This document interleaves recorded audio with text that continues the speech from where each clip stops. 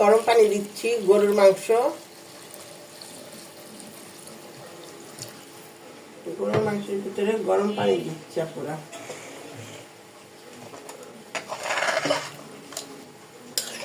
একটু আলু দিয়ে দিলাম, এখন মাখিয়ে দিয়েছি মাংসটা।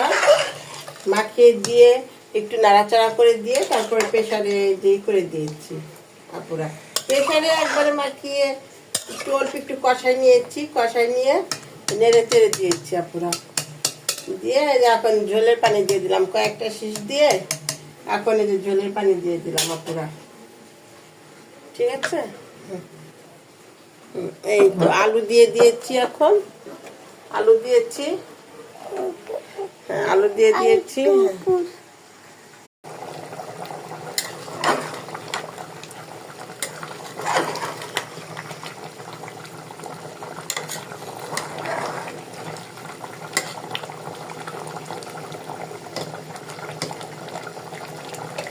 আমার গরুর মাংস রান্না শেষ হয়ে গেছে। গরুর আলু দিয়ে গরুর মাংস করেছি।